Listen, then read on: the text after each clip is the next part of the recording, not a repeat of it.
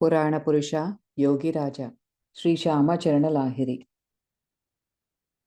9వ అధ్యాయం యోగ సాధన రహస్యం 13వ భాగం. యోగిరాజులు తమ డైరీలో శ్రీకృష్ణుణ్ణి గురించి, ఆయన లీలలను గురించి ప్రశ్నోత్తర పద్ధతి ద్వారా యోగపరమైన వ్యాఖ్య అంటే అనంతర వ్యాఖ్య రాసిపెట్టారు.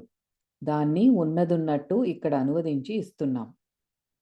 ప్రశ్న: శ్రీకృష్ణుడు మధురలో దేవకీ వసుదేవుల సంతానంగా పుట్టడం, ఆ తరువాత కంసుడి భయంతో వసుదేవుడి ద్వారా గోకులంలో నందుడి ఇంట్లోకి వచ్చి ఉండడం, యశోదానందుల పుత్రుడిగా పేరు పొందడం, గోకులంలోని గోపికలతో బృందావనానికి రావడం, అక్కడ బలరాముడితో పాటు సమస్త గోపాలకులతో కలిసి గోచారణం, ఉల్లంబనం అంటే దూకడం, వెన్న దొంగిలించినందుకు యశోద అతన్ని రోటికి కట్టివేయడం, అర్జున అంటే యమలార్జున వృక్షాల్ని రెంటిని 2 చేతులతో పెకిలించేయడం, కంసుడు పంపిన అనేక మంది అసురుల్ని బలరాముడి సహాయంతో సంహరించడం, యమున మధ్యలో కాళీయ దమనం, అగ్నిపానం, నందుడి ఇంద్రయజ్ఞ నివారణ లేదా అనంగీకారం తెలుపుతూ తన యజ్ఞం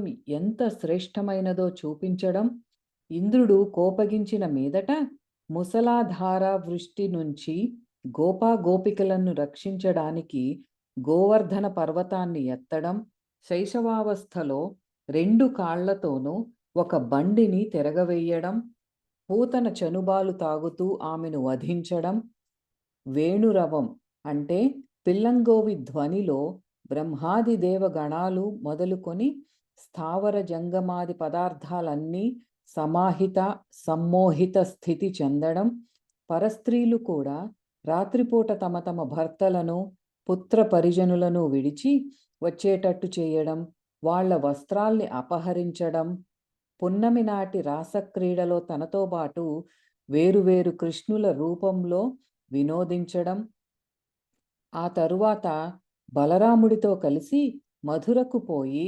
మదగజాలతోనూ చాణూర ముష్టికాది అసురులతోనూ పోరాడ్డం, కంసుణ్ణి చంపిన తరువాత ద్వారకాపురిని నిర్మించి అక్కడ నివసించడం అన్న వాటి గూఢార్థాల వివరణ.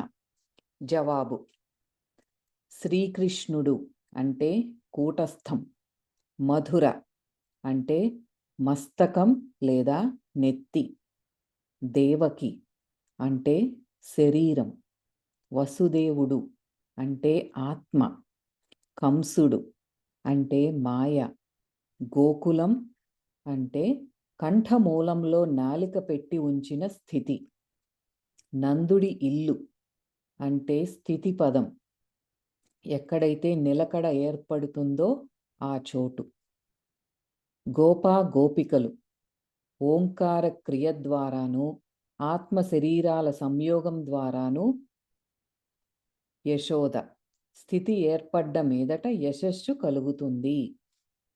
వ్రజం అంటే సాగుతున్నది లేదా గతిశీలమైనది, బృందావనం అంటే కూటస్థంలో వనం మొదలైనవి చూడ్డం, బలరాముడు అంటే బలంతో వాయువుని లాగడంతో స్థిరత్వం, గోపాలురు అంటే త్రికుట, బ్రహ్మరేఖ, పంచస్తోత్రస్సులు మొదలైన అనేక రకాల క్రియలు, నాలుక స్థానాలు అన్నీ.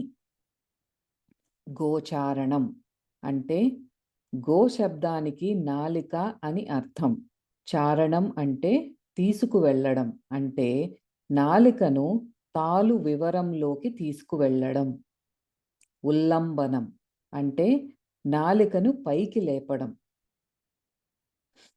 ప్రలంబనం అంటే నాలికను బాగా లేపడం, వెన్న దొంగిలించడం అంటే చంద్రలోపం లేదా చంద్రుడు కూటస్థంలో కలిసిపోవడం, యశోద ద్వారా అంటే కీర్తి నెలకొన్నది, రోలు అంటే మస్తకం, బంధనం అంటే ఆగిపోవడం లేదా నిలిచి ఉండడం, చేతితో అంటే సుషుమ్న. 2 అర్జున వృక్షాలు అంటే ఎడ, పింగళ. పెకిలించడం అంటే ఇడా పింగళుల రెంటిని విడిచిపెట్టి సుషుమ్నలో ఉండడం. అనేక మంది అసురులు అంటే అనేక ఇతర చోట్లకు పోయిన మనస్సు.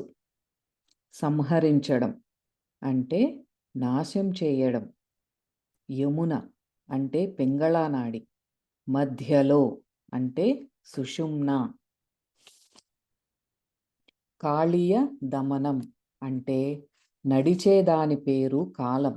కాళీయ జగత్స్థితి. అగ్నిపానం అంటే వాయువు ద్వారా జలం, అగ్ని శుద్ధమై శరీరంలో అగ్ని పుడుతుంది. ఆ వాయువు స్థిరమైన మీదట అగ్నిపానం అంటారు.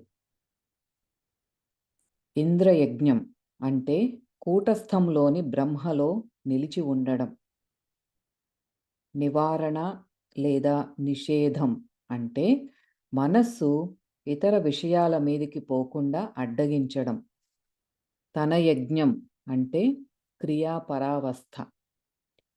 ఇంద్రుడు కోపగించి ముసలాధార వృష్టి కురిపించడం అంటే ఆసక్తితో కళ్ళ ద్వారా లేదా అనుమాన ప్రయాణం ద్వారాను మనస్సు ద్వారాను ఇతర తత్వాల మీద నిలిచి ఒకదాని తరువాత మరొకదాన్ని గురించిన ఆలోచన అనే వర్షం పడడం.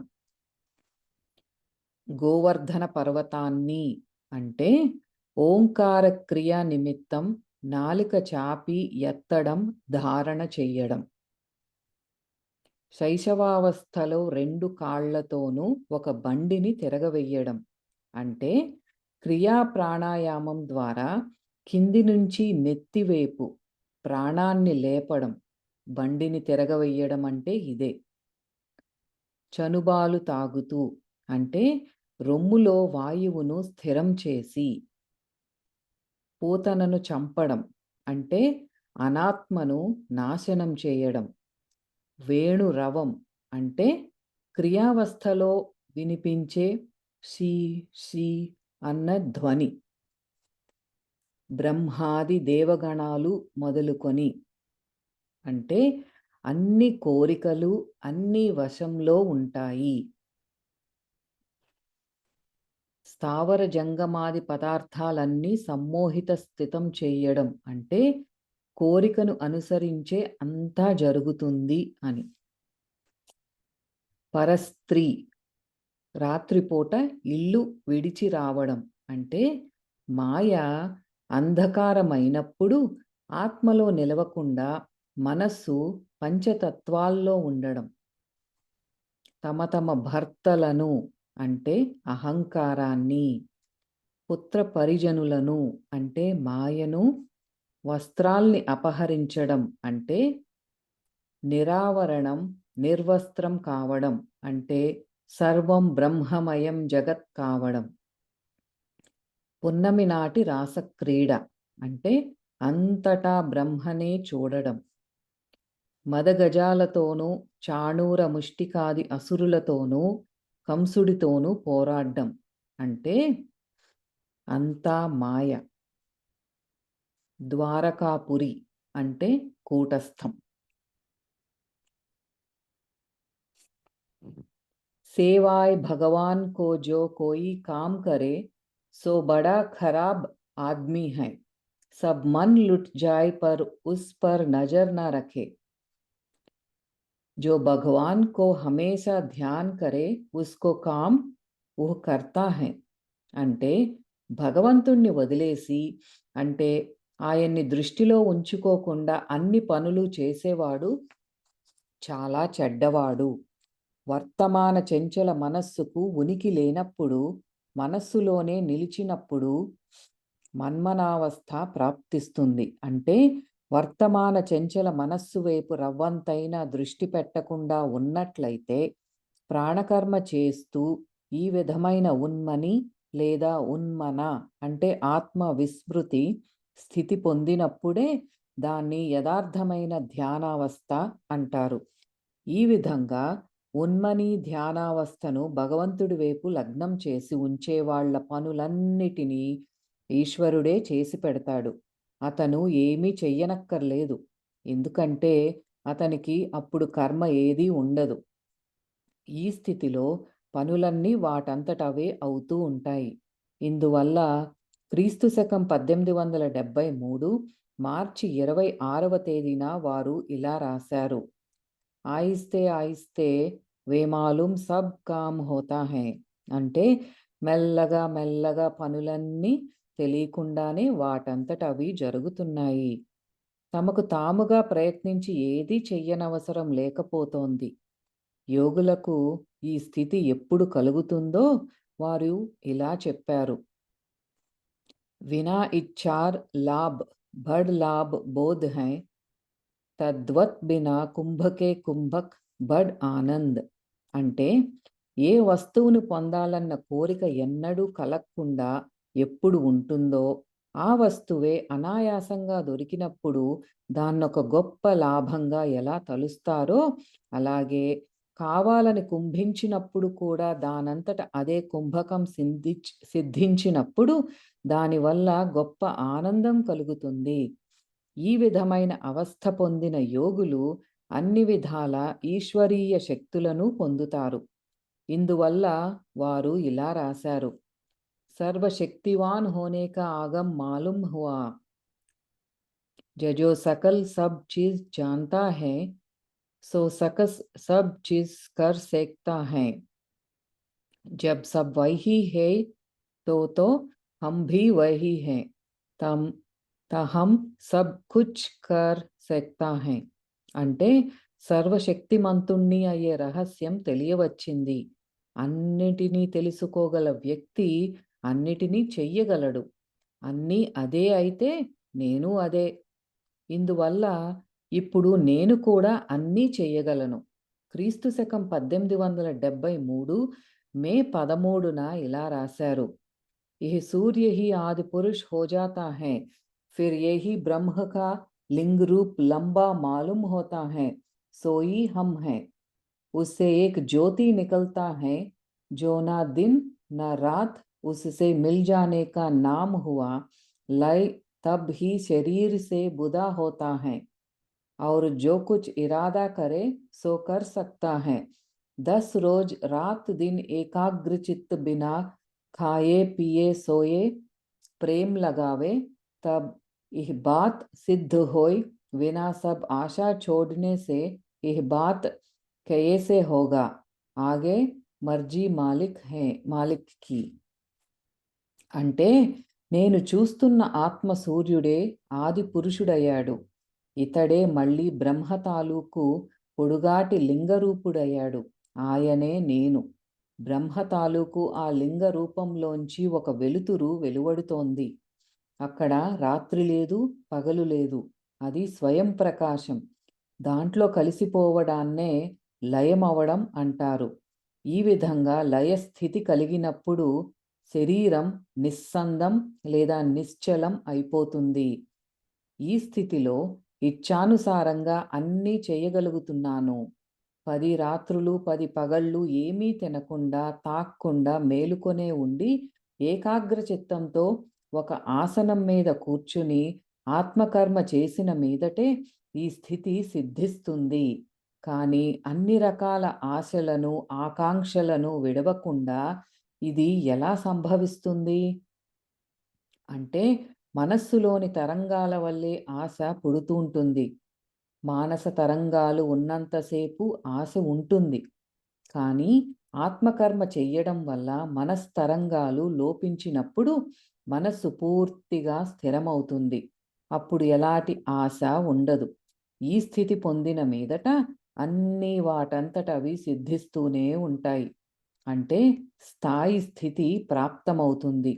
ఇందువల్ల వారు కాళిక మీద లేదా అంతర్యామి అయిన ఈశ్వరుడి మీద భారమంతా వేసి ఆయన శరణాగతి పొందడాన్ని సూచిస్తూ ఇలా చెప్పారు: ఇప్పుడు ఎదురుగా చూస్తున్న సాధనలోని కఠిన స్తరంలో ఈశ్వరుడి ఇచ్ఛ ఎలా ఉంటే అలాగే జరుగుతుంది. ఈ కఠిన స్థరాన్ని గురించి వారు క్రీస్తు శకం 1873 జూలై 16వ తేదీన ఇలా రాశారు: స్వభాన్ బ్రహ్మ హై, ఇస్సే పార్ జానా ముస్కిల్, ఆజ్ ఇంద్రియానే సతాయా సబ్కో, मार के आशा त्याग के आपने आप, लय होना काम है, लेकिन मगन रहने से आनंद रहत है, पर विषय चैतन्य नहीं रहत है। रात के अब यही इरादा करता है कि रात भर बैठ के मगन कटावे, ताकत कुछ बढ़ाना चाहिए। అంటే ఆత్మభావమే బ్రహ్మ. దీన్ని దాటడం కఠినం. ఇందువల్ల ఈరోజు ఇంద్రియాలన్నిటినీ అణిచిపెట్టి అన్ని రకాల ఆశలను విడిచిపెట్టి నన్ను నేను బ్రహ్మతో సంపూర్ణంగా ఐక్యం చెయ్యడం, అంటే లయం చేసేయడం ఒక్కటే నేను చేయవలసింది. బ్రహ్మధ్యానంలో మునిగి ఉండడం వల్ల ఎప్పుడూ ఆనందం కలుగుతూనే ఉంటుంది. ఆ స్థితిలో విషయ చైతన్యం, అంటే భోగ్య వస్తువుల మీద ఏ విధమైన ఆసక్తి భావము ఉండదు.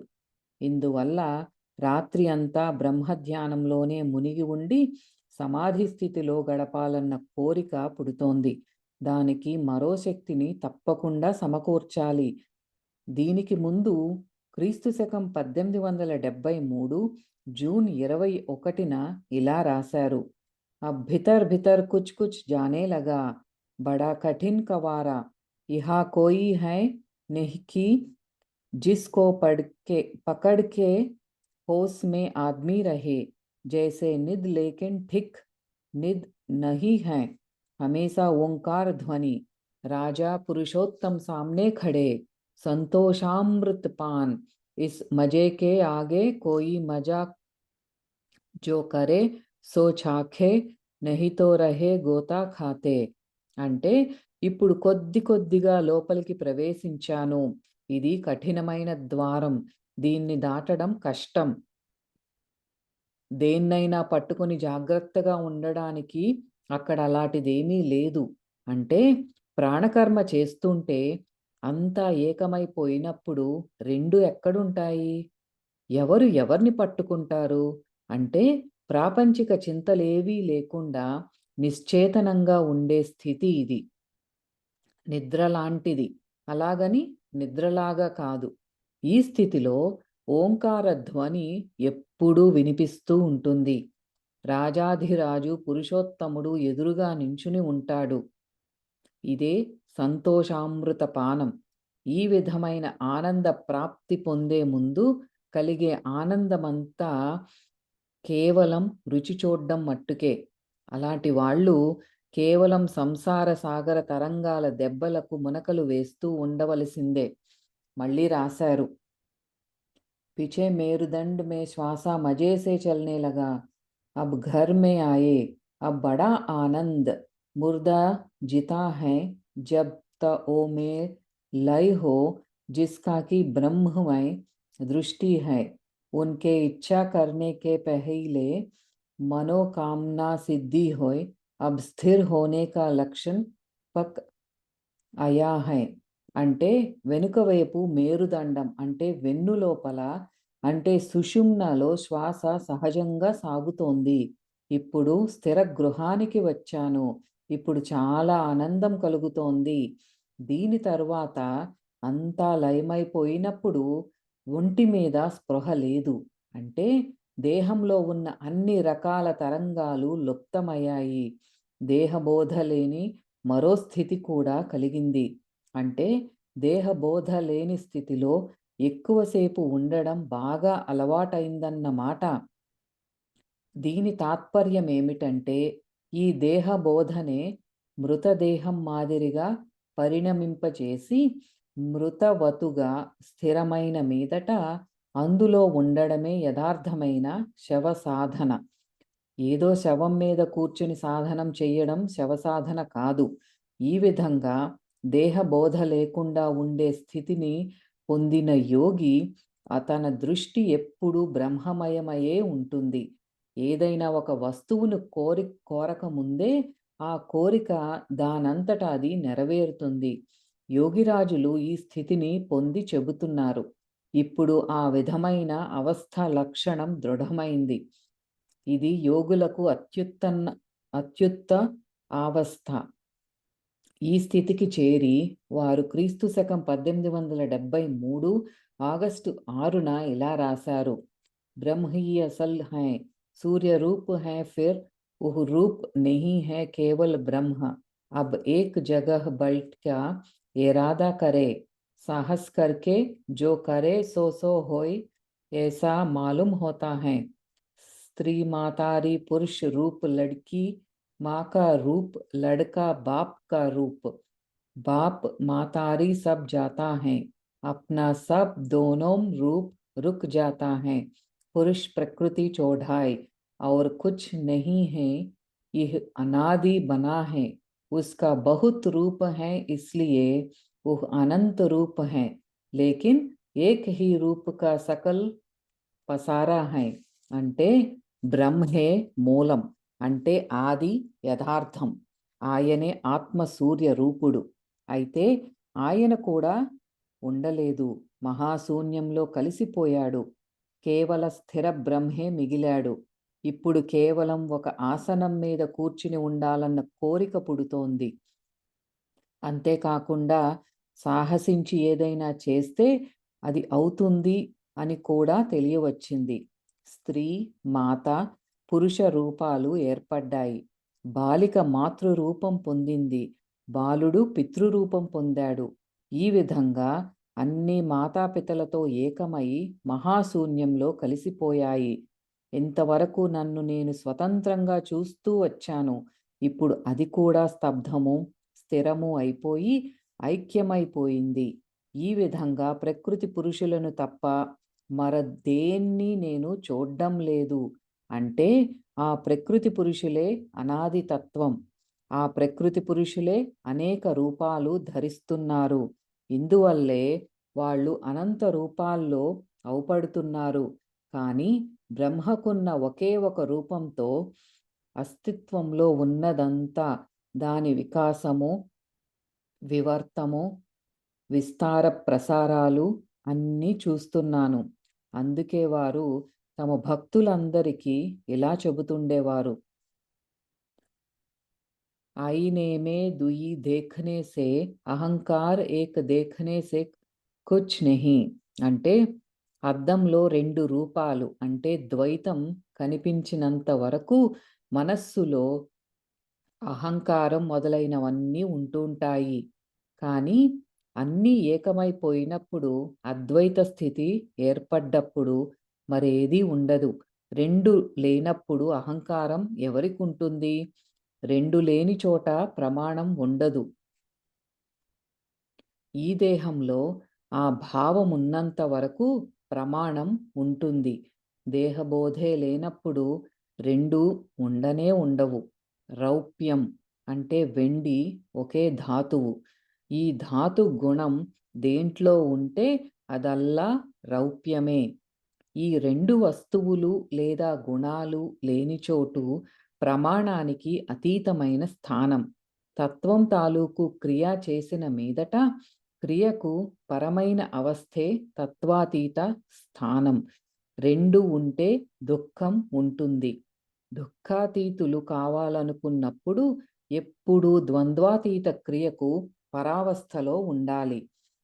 రెండుంటేనే ద్వంద్వం సృష్టి అవుతుంది. బ్రహ్మ ద్వంద్వాతీతుడు, ద్వంద్వానికి పైన ఉన్నవాడు. ఇందువల్ల బ్రహ్మను ప్రమాణం ద్వారాను ప్రమేయం ద్వారాను నిరూపించడం సాధ్యం కాదు. క్రియ చేసిన తరువాత కనిపించే రూపాలన్నీ ఏమిటి, ఎక్కడి నుంచి వస్తాయి, ఎలా ఏ రూపంలో కనిపిస్తాయి అనే ప్రశ్నలు లేదా ఆలోచనలు అన్నిటి వల్ల మనస్సులో ద్వేషం పుడుతుంది. వాటిని చూడాలన్న కోరిక కలుగుతుంది. కనిపించే వస్తువులన్నీ నశించేవే. అన్ని అవయవాల్లో అంటే అంగ ఉపాంగాల్లో అణుస్వరూపంలో బ్రహ్మ ఉన్నాడు. ఆయనకు అతీతంగా క్రియాపరావస్థలో ఉండడమే తత్వజ్ఞానం. పైన చెప్పిన రూపాలన్నిటినీ చూసిన మీదట మనస్సులో నానా రకాల తర్క వితర్కాలు బయలుదేరతాయి. అంటే ఇవన్నీ నిజాలా, భ్రమలా అన్న ప్రశ్నలు పుడతాయి. ఈ తర్కం పుట్టడం వల్ల స్వరూప నిర్ణయ విషయంలో ద్వేషం పుడుతుంది. దీంట్లో కూడా బ్రహ్మ లేడు. ఈ తర్క వితర్కాల వల్ల అంతా చెంచల మనస్సు చేసే కర్మేనని నిశ్చయమవుతుంది. స్థిర మనస్సే బ్రహ్మ. ఈ సమస్త రూపాల విషయంలోనూ ఎంత సూక్ష్మతర అభాసం లభ్యమైంది. ఈ అనుభవం సాపేక్షం కాదు. ఈ విధమైన నిర్ణయం ద్వేషం చేసే పని. కానీ ద్వేషంలోనూ బ్రహ్మ లేడు. ఎందుకంటే బ్రహ్మ తత్వాతీతుడు. క్రియాపరావస్థలో నేనన్నది లేనప్పుడు రెండు కూడా ఉండవు. ఇందువల్ల రెండు లేనప్పుడు ద్వేషం, హింస, తర్కం మొదలైనవి ఏవీ ఉండవు. ఈ స్థితిలో ఎప్పుడూ ఉంటుండడమే తత్వజ్ఞానం. అన్ని రకాల తర్క వితర్కాలకు, వాద వితండాలకు అతీతమైనదే శూన్యతత్వం. ఈ శూన్యతత్వమే బ్రహ్మ. ఎందుకంటే బ్రహ్మ తత్వాతీతుడు కనుక. రెండున్న చోటే ప్రమాణం ఉండవలసిన అవసరం ఉంటుంది. కానీ ప్రమాణానికి అతీతంగా క్రియాపరావస్థ ఉంది. అక్కడ రెండు లేవు కాబట్టి ఇందువల్ల ప్రమాణం అవసరం లేదు. అయితే మరి ఒక్కటే ఉందా? ఆ ఒకటిలో ఉండడము, ఉండకపోవడము రెండు సమానమే. ఎందుకంటే రెండు అని చెప్పేవాడు కూడా ఒకటైపోయినప్పుడు ఒకటనేది ఉండడము, ఉండకపోవడము సమానమే. ఇందువల్ల బ్రహ్మ ప్రమాణాతీతుడు. బ్రహ్మకు ప్రమాణం బ్రహ్మే. ప్రమాణ రూపాలు 4 విధాలు: ప్రత్యక్షం, అనుమానం, ఉపమానం, అప్యవాక్యం అన్నవి. ఆప్పవాక్యం అన్నవి. కంటికి రూపం కనపడుతుంది. కానీ కన్ను మూసిన తరువాత కూడా అది ఉన్నప్పటికీ ఎందుకు కనిపించదు? కళ్ళ సహాయంతో ఏ శక్తి ద్వారా కనబడుతోందో అది బ్రహ్మశక్తి లేదా బ్రహ్మ తేజం. సమస్త తేజాలకు ఆధారం బ్రహ్మ. క్రియాపరావస్థలో తేజం ఏదీ లేదు. కానీ తేజం ఉంది. క్రియ చేసిన మీదట క్రియాపరావస్థ ఉత్పన్నమవుతుంది.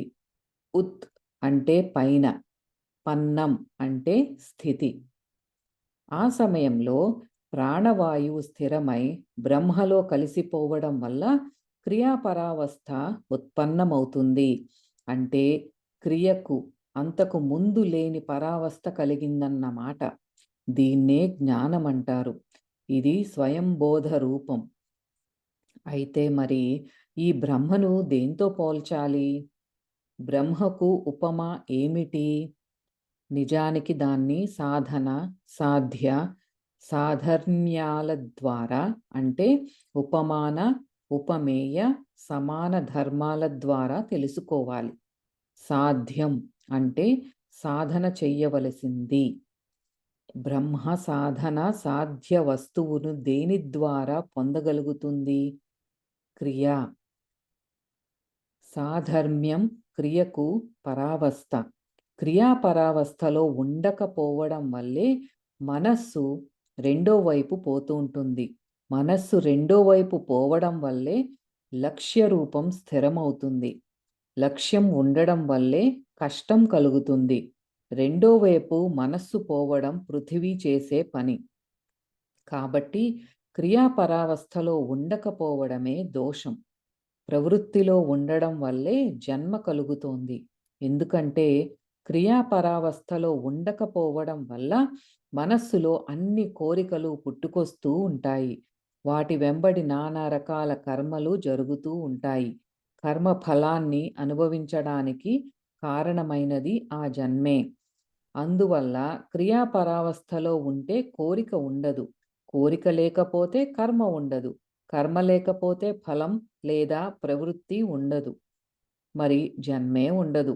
ఇందువల్లే జనన మరణాల్ని అడ్డగించడానికి తర్క వితర్కాల్లో పడకుండా, వృధాగా కాలాన్ని నష్టపరచకుండా క్రియ చెయ్యడాన్నే సాధన అంటారు. ఈ సాధన జరిగిన తరువాత తేజాలకు తేజమైన మహాతేజం అంటే బ్రహ్మతేజం, తేజస్సు లేనిది ఉన్నది కూడా అనే స్థితిలో ఉండడం పంచతపం. అంటే 4 దిక్కుల అగ్ని, పైన సూర్యుడు, ఈ 5 పంచతాపాలు అంటే పంచాగ్నులు లేదా ఉత్తాపాలు, వీటి మధ్య తపస్సు చేయడం పంచతపం. వర్తమానం ఉండకపోతే భూత భవిష్యత్తులు ఉండవు. ఇందువల్ల భూత భవిష్యత్తులకు వర్తమానం అపేక్ష ఉంది. వర్తమానం లేనిదే ప్రత్యక్షం అంటే ఇంద్రియ గ్రాహ్యం తాలూకు అభాసం లభించదు. ప్రత్యక్షం ఉన్నప్పుడు అదే వర్తమానం. అందువల్ల వర్తమానం లేకపోవడంలో అంటే కాలం తాలూకు అభావంలో ప్రత్యక్షం లేదా ఇంద్రియ గోచరం ఉండదు. మరిక ప్రత్యక్షమే లేనప్పుడు భూత భవిష్యత్ వర్తమాన కాలాలు ఏవీ ఉండవు. క్రియాపరావస్థలో భూత భవిష్యత్ వర్తమానాలు ఏవీ లేవు. కాబట్టి ప్రత్యక్షం కూడా లేదు. పరావస్థ ఉండే క్రియ సాపేక్షం. ఇదే అగ్నిహోత్ర యజ్ఞం. ఇదే స్తుతి. క్రియ చెయ్యడానికి ఎవరైనా అనిచ్ఛ తెలిపినట్లయితే క్రియను ప్రశంసిస్తూ ప్రత్యక్ష దృష్టాంతాల ద్వారా అతనికి తెలియజెప్పి క్రియ పట్ల ఉత్సాహం కలిగించడము, ప్రోత్సాహం చేయడము స్తుతి. అంటే క్రియ చేస్తే మేలు కలుగుతుంది, శుభం చేకూరుతుంది, వెనక అనేక మంది దీనివల్ల ఉత్తమ గతి కలిగింది అంటూ చెప్పాలి. క్రియాదీక్ష తీసుకొని ఎవరైనా క్రియ చెయ్యకపోయినట్లయితే, దాన్ని విడిచిపెట్టినట్లయితే వారిని నిందించాలి. క్రియ చేస్తే అన్ని విధాల మేలు కలుగుతుందని అతనికి పదే పదే తెలియజెప్పాలి. ఏ ఔషధ ప్రయోగం వల్ల రోగం పోతోందో ఆయుర్వేదంలో రాసి ఉంది. ఆ ఔషధాన్ని ప్రయోగించిన మీదట రోగం ఉపశమించి తొలగిపోయినట్లయితే అప్పుడు దాన్ని ప్రామాణికం అని తెలుసుకోవాలి. అలాగే మనశ్శాంతి కోసం లేదా మనస్సు కోసం ఏర్పడ్డ క్రియ కూడా ప్రామాణికమే. సరైన సమయంలో సరైన మందు వాడకపోయినట్లయితే రోగం నయం కానట్లే, సరైన గురువు దగ్గర మనస్సుకి త్రాణ కోసం ఉపాయం పొందకపోయినట్లయితే మంత్రం వృధా అయిపోతుంది. మనస్సు త్రాణావస్థకే మంత్రం అని పేరు. ఈ స్థితి కలిగిన వాళ్ళని ఆప్తులని, అభ్రాంతులని అంటారు. అలాంటి ఆప్తులు ఇతరుల దుఃఖానికి మనస్సు కరిగి క్రియను ఉపదేశిస్తూ ఉంటారు. మనస్సును సంపూర్ణంగా అర్పించడం వల్ల అంటే సమ్యక్ దానం వల్ల క్రియాపరావస్థ కలుగుతుంది. ఇదే సంప్రదానం. మనస్సును ఉత్కృష్టంగా అర్పించినట్లయితే అది అతన్ని ఎన్నటికీ విడువదు. అలాంటి స్థితిలో ఎప్పుడూ ఉంటాడతను. అప్పుడు ఆ స్థితే నిత్యం. క్రియాపరావస్థలో గాఢమైన నిషా ఉంది. ఆ తర్వాత ఉండే కొద్దిపాటి లేదా అల్పమైన నిషాను క్రియాపరావస్థకు పరావస్థ అంటారు. యోగులు ఈ స్థితిలో నిలిచి ఉండి తమ పనులన్నీ చేసుకుంటాం అంటారు. ఇందుకే వారు అన్ని పనులు చేస్తూనే ఉన్నా ఏమీ చెయ్యని వారు. క్రియాదీక్ష తీసుకున్నంత మాత్రానే క్రియాపరావస్థ కలగదు. దీనికి దీర్ఘకాలం పాటు తప్పనిసరిగా అభ్యాసం చెయ్యాలి. అందువల్ల క్రియ పొందడం క్రియాపరావస్థకు హేతువు కాదు. క్రియ చేసినప్పుడే క్రియాపరావస్థ అంటే సమాధి కలుగుతుంది. అందుకని అభ్యాసమే క్రియాపరావస్థకు హేతువు అంటే కారణం. దీనికి నిషేధాలేవీ లేవు. అతీంద్రియమైన క్రియాపరావస్థ అంటే సమాధిలో ఎక్కడ ఉన్నారో, ఏ స్థితిలో ఉన్నారో, ఏ విధమైన సుఖం కలిగిందో నిర్ణయం చెయ్యడం సాధ్యం కాదు. ఎందుకంటే నిర్ణయం చేసే మనస్సు అప్పుడు అక్కడుండదు. అది అన్ని విధాల తత్వాతీతం, గుణాతీతం, సత్వాతీతం.